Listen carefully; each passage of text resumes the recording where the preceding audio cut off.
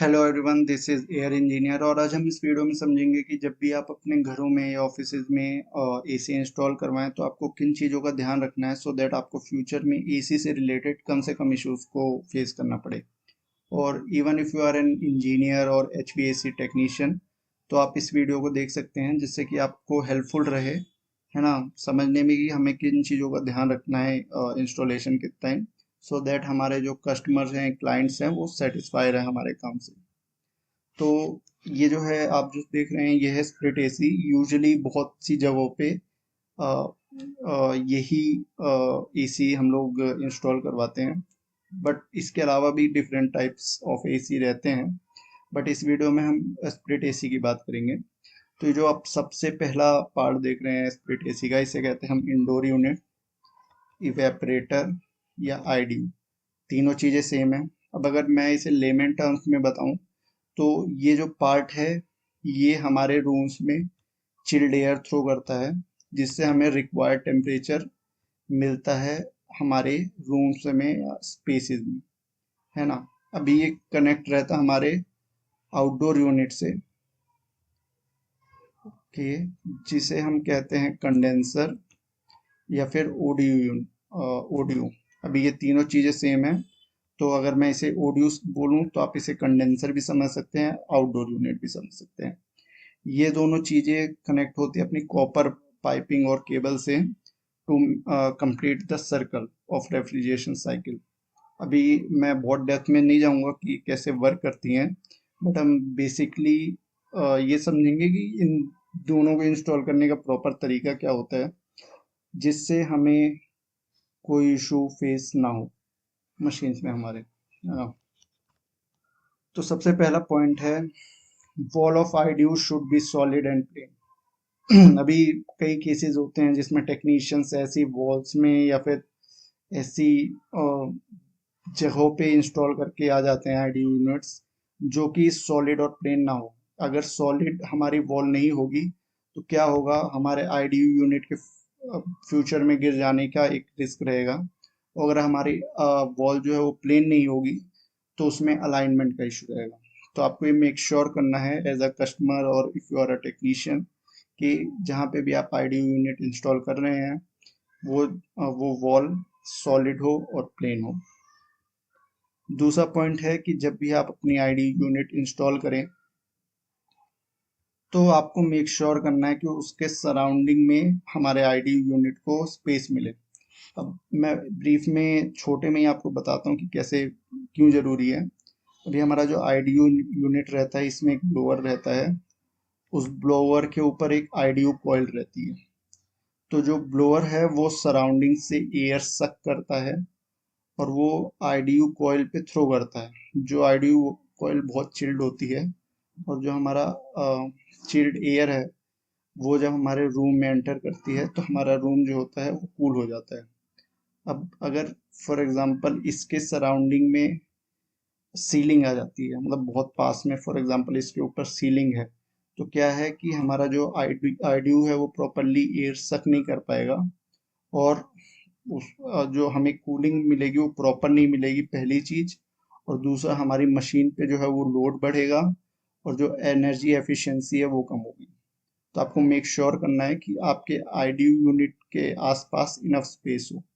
अभी different manufacturers different space suggest करते हैं, बट यूजुअली अगर आपके आईडी यूनिट के सराउंडिंग में 200 mm का स्पेस है तो आपकी यूनिट्स प्रॉपरली काम करेंगी। अभी इसमें आपको फिर भी मेक श्योर करना है कि आपके मैन्युफैक्चरर की गाइडलाइंस क्या है ना।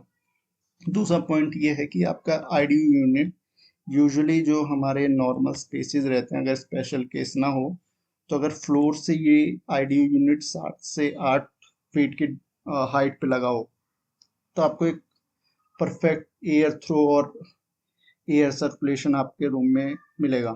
But again this is not, जिसे कहते हैं ना, फिक्स्ड रूल।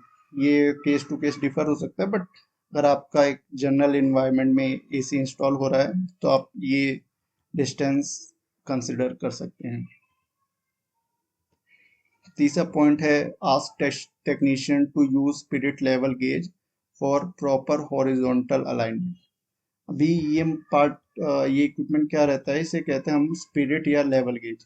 इसमें यहाँ पे एक बीच में बबल होता है ना।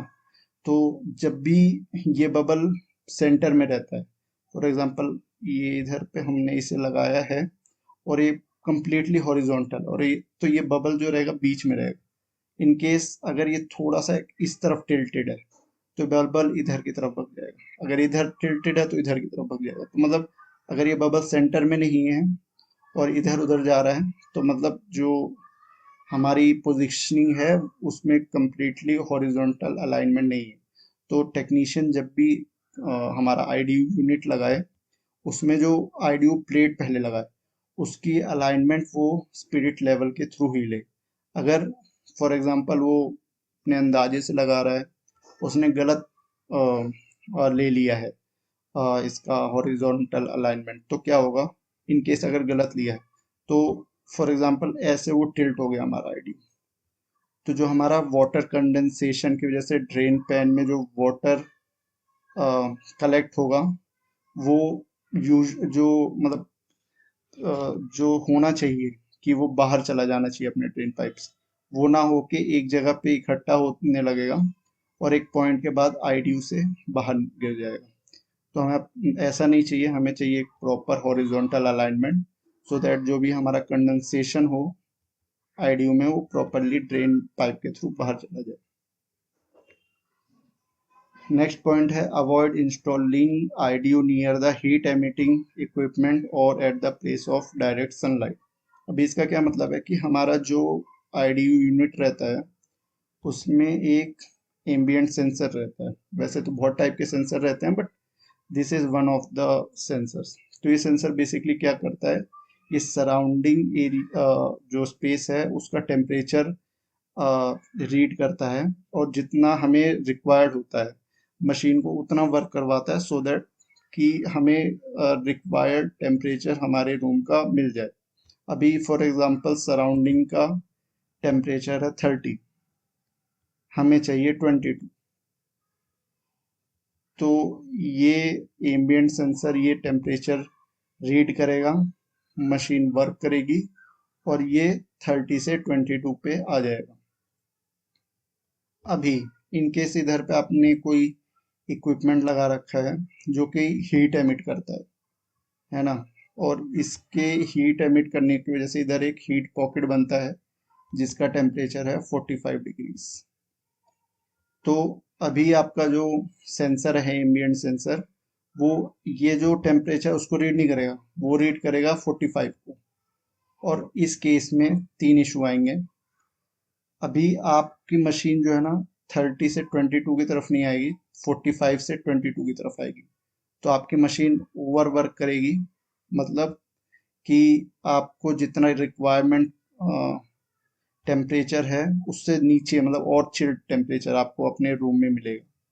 दूसरी चीज क्या होगी, मशीन ओवर वर्क करेगी तो इसकी इलेक्ट्रिकल एफिशिएंसी गिरेगी, है ना, सॉरी, इलेक्ट्रिकल एफिशिएंसी गिरेगी। दूसरा, ओवर वर्क करने से इसमें वेयर एंड टीयर बढ़ेगा तो इसकी लाइफ भी कम होगी और इसमें ब्रेक डाउन भी इंक्रीज होंगे। तो आपको अवॉइड करना है कि आपके आईडीयू के पास कोई भी हीट एमिटिंग मशीन हो या फिर ये डायरेक्ट सनलाइट के अंडर में ना हो। फिफ्थ पॉइंट है ask technician to make U trap in case of drain pipe discharge in sewage toilet और the space from where foul smell is suspected. अभी क्या है, ये जो चीज है ये 100% हर जगह पे रिक्वायर्ड नहीं है यू ट्रैप। अभी फॉर एग्जांपल आपका ये आईडीयू यूनिट है, इसका ड्रेन पाइप जो है आपका एक ओपन इन्वायरमेंट में जाके डिस्चार्ज होता है तो उसमें कोई इशू नहीं आएगा, है ना, तो आपको यू ट्रैप की जरूरत नहीं है। बट इन केस अगर ये किसी सीवेज या टॉयलेट जैसे एरिया में जाके डिस्चार्ज हो रहा है जहाँ पे आपको लगता है कि सराउंडिंग एरिया में स्मेल रहती है, तो वहां पे आप इंश्योर करना कि टेक्नीशियन जो है वो यू ट्रैप बनाए, है ना। अभी क्या इशू आता है, फॉर एग्जांपल ये जो पाइप है ये ऐसी जगह पे डिस्चार्ज कर रहा है जहाँ पे स्मेल आती है, तो क्या होता है इधर जो ब्लोअर चलता है, उससे नेगेटिव सक्शन बनता है हमारे आईडीयू यूनिट में, है ना। नेगेटिव प्रेशर बनता है तो सक्शन के इधर जनरेट होता है, और जो भी स्मेल होती है वो ड्रेन पाइप के थ्रू हमारे आईडीयू में आती है, और आईडीयू से वो हमारे स्पेस में आती है। तो ये चीज़ अवॉइड करने के लिए, अगर ऐसी जगह हो जहाँ पे आपका डिस्चार्ज जो है बदबूदार एरिया में हो, तो एक यू ट्रैप बना लीजिए। उस केस में क्या होगा, इधर पे पानी, जैसे आप इस फिगर में देख सकते हैं, यहाँ पे पानी जमा हो जाएगा, और ये एज अ कैसे काम करेगा, एज अ बैरियर। तो जो भी स्मेल है वो आपके आईडीयू में नहीं आएगी और आपके रूम में नहीं जाएगी। 6 पॉइंट है, ensure proper slope in the drain pipe. इसका क्या मतलब है कि हमारा जो आईडीयू यूनिट है उसमें जो ये ड्रेन पाइप लगता है, वो अगर करेक्ट लगता है ऐसे जिसमें एक स्लोप हो, तो जो भी पानी इधर इकट्ठा होगा वो इस स्लोप के थ्रू गुजरेगा और डिस्चार्ज हो जाएगा। बट इन केस अगर ये एकदम स्ट्रेट रहता है ड्रेन पाइप, तो पानी इसमें से प्रॉपर फ्लो नहीं होगा और वाटर लीकेज के चांसेस बढ़ जाएंगे। ऑल्सो कुछ केसेस में टेक्नीशियन जो है इसे अपहिल पोजीशन दे देता है, तब तो 100% इसमें वाटर लीकेज आ जाएगा, है ना, मशीन। तो आपको क्या इंश्योर करना है कि जो भी टीम काम कर रही है, टेक्नीशियन काम कर रहा है, वो हमारे पाइप को एक slope they they, so that हमारा जो वाटर है वो इजीली फ्लो आउट कर जाए। 7 पॉइंट है, पॉइंट इन द सेंस क्या है कि अगर आपका काम प्रॉपरली हुआ है तब तो आपका जो है वाटर लीकेज नहीं करेगा, वाटर नहीं गिरेगा आपके आईडी से। बट इन केस मॉइस्चर ज़्यादा बन रहा है ना, प्रॉपर काम नहीं हुआ है, या फिर आपकी जो ड्रेन पाइप है वो कहीं से चोक है, तो पानी अगर बाहर गिरता है और उसके नीचे कोई आपका इलेक्ट्रिकल इक्विपमेंट है, फॉर एग्जांपल टीवी है, उस पर गिरता है तो वो खराब होने के चांसेस। तो इस चीज़ को अवॉइड करने के लिए हम लोग एडवाइस करते हैं कि आप इक्विपमेंट ना रखें। अभी जनरल होम्स में चल जाता है, बट कई बैंक्स में, ऑफिस में सर्वर्स लगे होते हैं। अगर वो सर्वर के नीचे ही डायरेक्ट आपका, फॉर एग्जांपल के सर्वर के ऊपर, सॉरी, आईडी यूनिट है, उसमें वाटर लीकेज हो गया, तो फिर धूम तनाना हो जाएगा। तो अगर आपको कोई बहुत महंगा इक्विपमेंट है तो आप ट्राई कीजिए कि आपके आईडी यूनिट के नीचे ना आए। दूसरा 8वां पॉइंट है, ODU should have proper space around it, space of 500 mm from top side back. अभी क्या है, जैसे मैंने आपको बताया था कि आईडीयू के पास इनफ स्पेस होना चाहिए, सिमिलरली आपके ओडीयू के पास भी इनफ स्पेस होना चाहिए, so that the condensation work जो आपका है, कंडेंसेशन वर्क वो प्रॉपरली हो। अभी क्या है कि different manufacturer different spaces recommend करते हैं कि आपके ऑडियो के पास होना चाहिए, बट इन जनरल अगर आपके ऑडियो के सराउंडिंग में 500 mm या फिर आधे मीटर का स्पेस है, तो दैट विल बी इनफ, है ना। But again refer the manufacturer manual. Rubber pad must be fitted at the leg of OD. अभी जो आपका ओडियो लगता है उसका, फॉर एग्जांपल ये लेग है और ये स्टैंड है, तो इसके बीच में आप इंश्योर कीजिए कि टेक्नीशियन जो है वो रबर पैड लगाए। क्यों? क्योंकि मशीन चलती है तो वाइब्रेशन होता है ना। अगर अगर यहाँ पे रबर पैड रहेगा हमारा, तो फिर हमारी मशीन जो है, मतलब रबर पैड जो मशीन का वाइब्रेशन है वो अब्जॉर्ब कर लेगी। बट अगर इधर रबर पैड नहीं रहेगा तो क्या होगा, एक तो नॉइस होगा, क्योंकि मेटल वाइब्रेट करे, मतलब मेटल एक दूसरे पे मूव करेगा तो नॉइस एक जनरेट होगी। दूसरी चीज है कि अगर लगातार ये मतलब वाइब्रेट करता रहा तो दिक्कत ये आएगी कि आपके जो कॉपर पाइपिंग है वो लूज हो सकती है, जिससे आपका रेफ्रिजरेंट लीक भी हो सकता है। नेक्स्ट पॉइंट है audio installation should be avoided at the immediate window of the room. इसका क्या मतलब है कि वैसे तो आजकल जो अपनी मशीन से बहुत साइलेंटली वर्क करती है, बट रात के टाइम या अगर बहुत ही शांति है तो अगर आपके विंडो के बाहर ही आपका ऑडियो यूनिट लगा है तो आपको कंप्रेसर की वॉइस आएगी, है ना।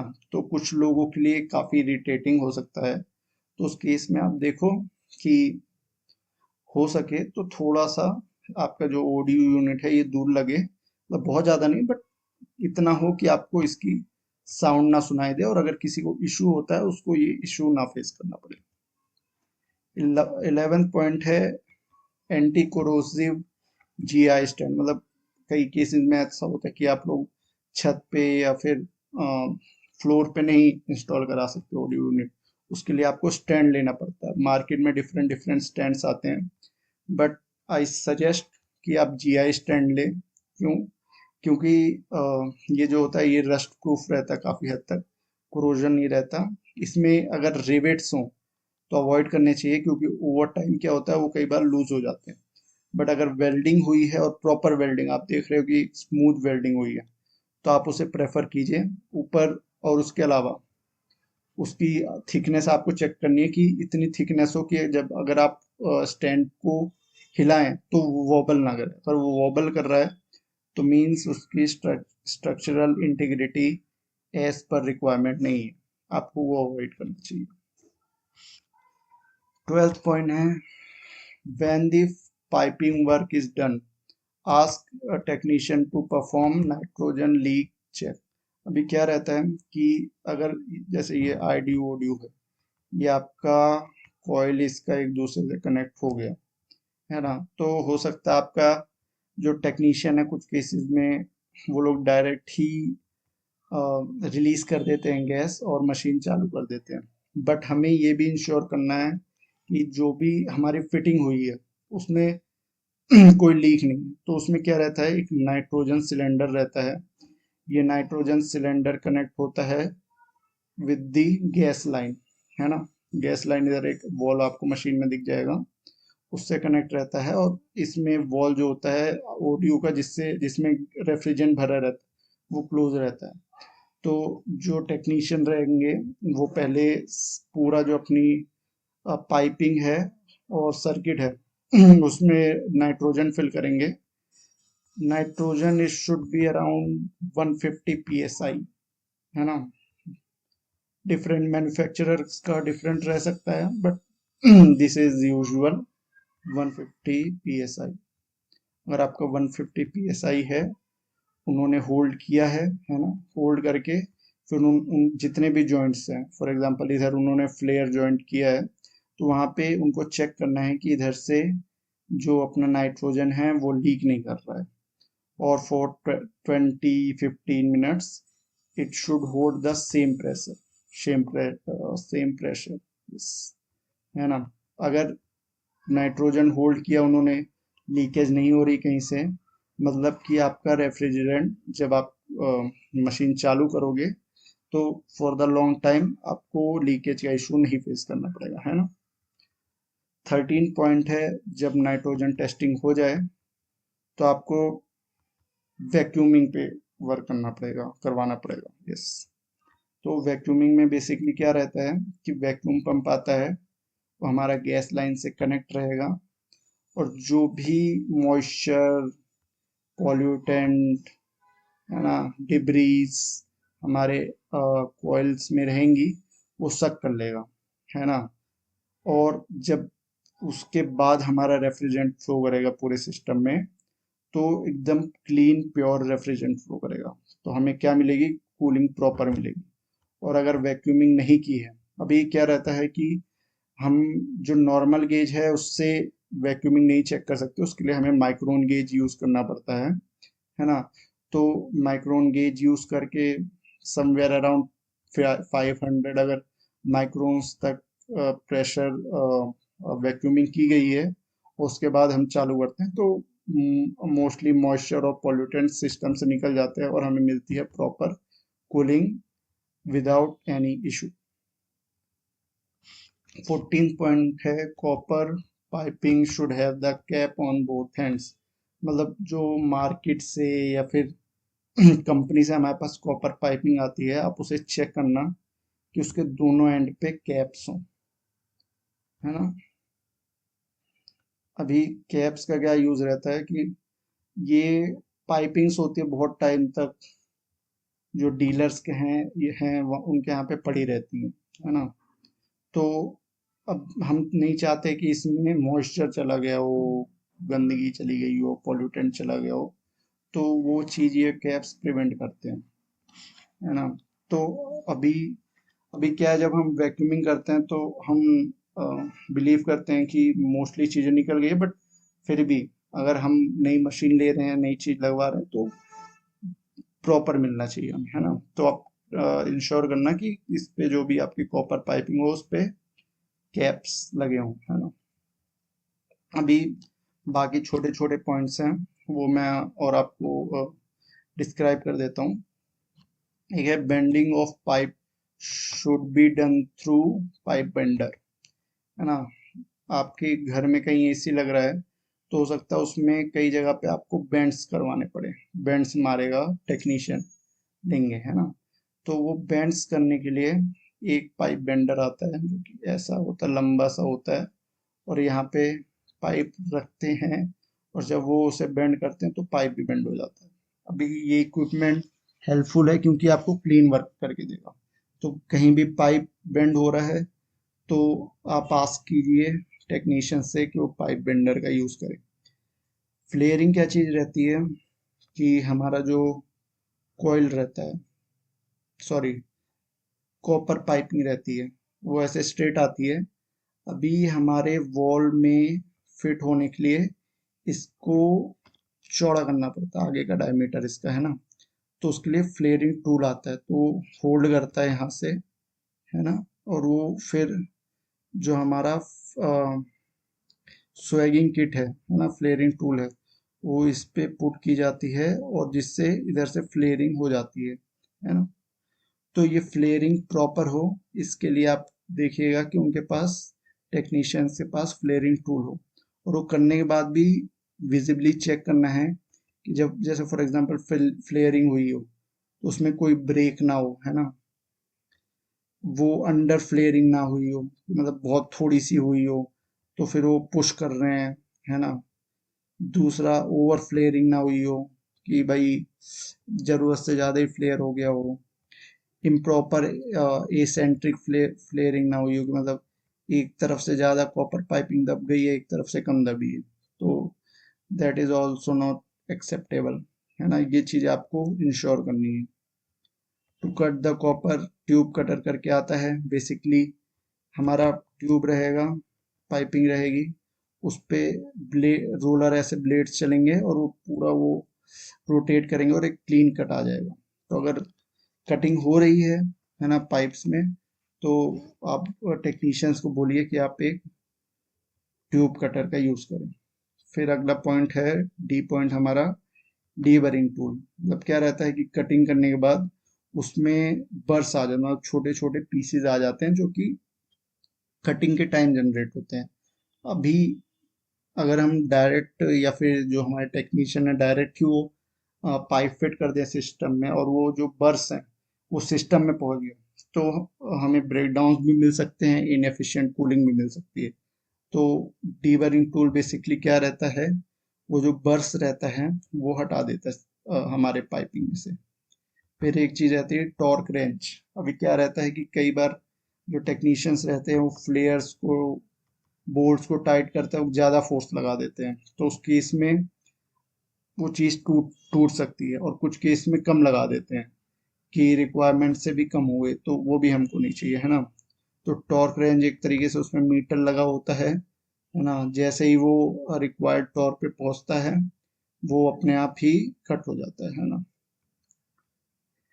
इंसुलेशन जो भी हो आपके यहाँ पे वो प्रॉपर होनी चाहिए, है ना। जो भी आपकी कॉपर पाइपिंग लग रही है उसमें अगर इंसुलेशन रहेगा तो जो इधर थर्मल लॉस है हमारे पाइपिंग से वो प्रिवेंट होगा और हमारी जो एफिशिएंसी और कूलिंग है वो प्रॉपर मिलेगी।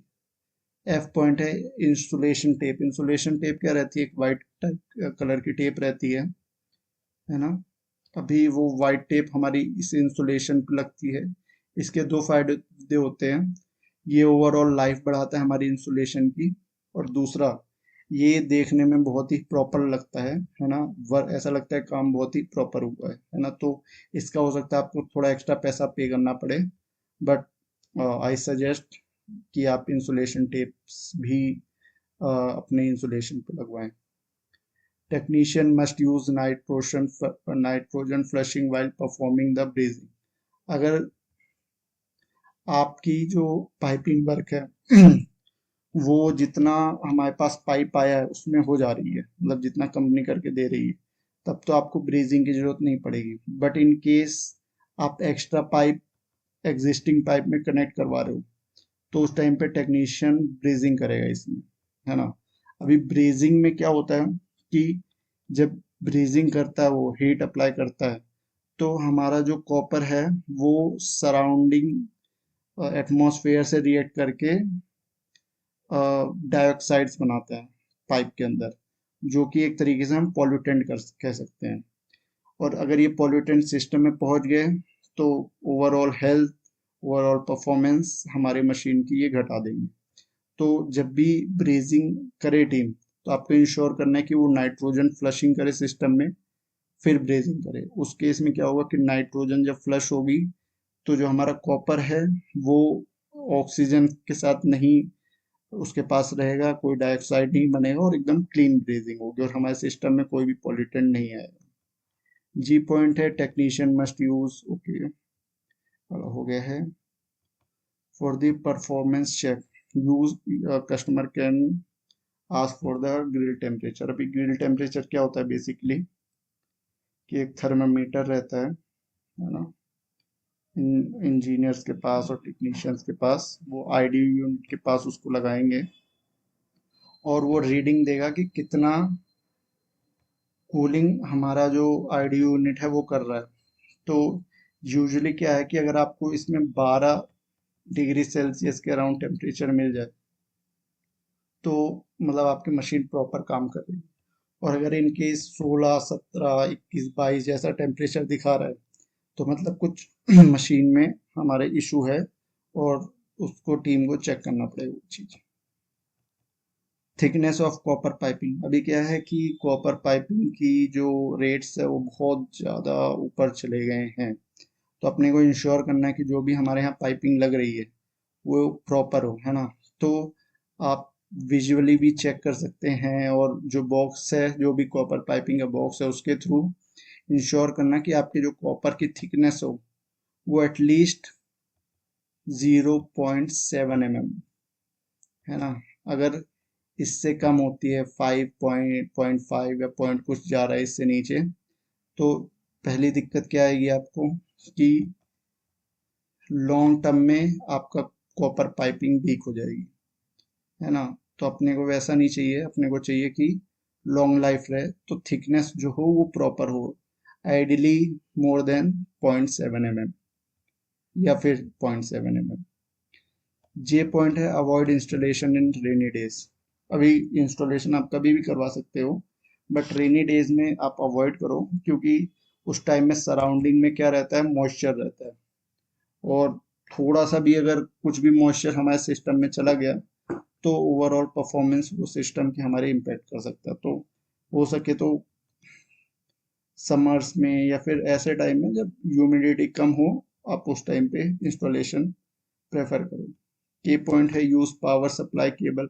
अभी क्या होता है, जब भी हमारी केबल्स यूज होती है पावर सप्लाई के लिए, तो टनेज के हिसाब से डिफरेंट डिफरेंट होती है। बट अगर फॉर एग्जांपल आपका कहीं पे आपका 2.5 टन का स्क्वायर की केबल लगनी है और टीम ने 1.5 mm की लगा दी है, तो फिर शॉर्ट सर्किट और different type of electrical issues आपको फेस करने पड़ सकते हैं। तो आपको इंश्योर करना है कि मैन्युफैक्चरर ने उस मशीन के लिए कितने का वायर सजेस्ट किया है और वही होना चाहिए, है ना। नेक्स्ट पॉइंट है recommended circuit breaker should be used. अभी सर्किट ब्रेकर इसलिए इम्पोर्टेंट है कि कोई भी इलेक्ट्रिकल सर्ज या इलेक्ट्रिकल फ्लक्चुएशन हमारी मशीन बची रहे। अभी मशीन्स में भी जो हम लेते हैं उसमें रिकमेंडेड रहता है, तो आपको निकालना पड़ेगा, वो देखना पड़ेगा कितना रिकमेंड कर रहा है। कहीं पे हो सकता है 12 एम्पेयर हो, किसी के लिए 16 हो, तो वो आपको इंश्योर करना है कि जो मैन्युफैक्चरर की गाइडलाइंस है सर्किट ब्रेकर के लिए वो क्या है ना। But cap but and cap joint should be use for the wire connections. इसका क्या मतलब है?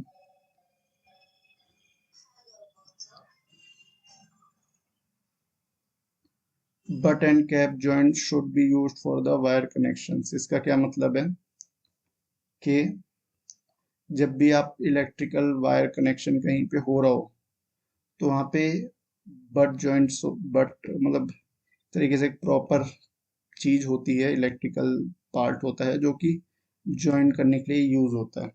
तो उससे ये जॉइंट हो ताकि हमारा काम क्लीन और प्रॉपर हो। कई जगह पे जो टेक्नीशियन होते हैं वो टेप से करके आ जाते हैं, जो कि रिकमेंडेड नहीं होता है ना।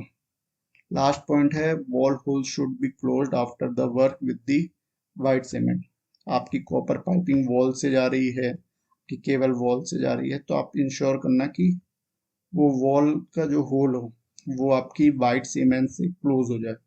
अदरवाइज क्या रहेगा कि इस वॉल से रोडेंट, इंसेक्ट और डिफरेंट टाइप ऑफ अनवांटेड चीजें आपके रूम में एंटर कर सकती हैं। तो ये काम होने के बाद आप इससे कंप्लीट कर देना, है ना। अभी ये कई बार टेक्नीशियंस खुद कर देते हैं, बट यूजली ये जो चीज़ है ये कस्टमर स्कोप में आती है।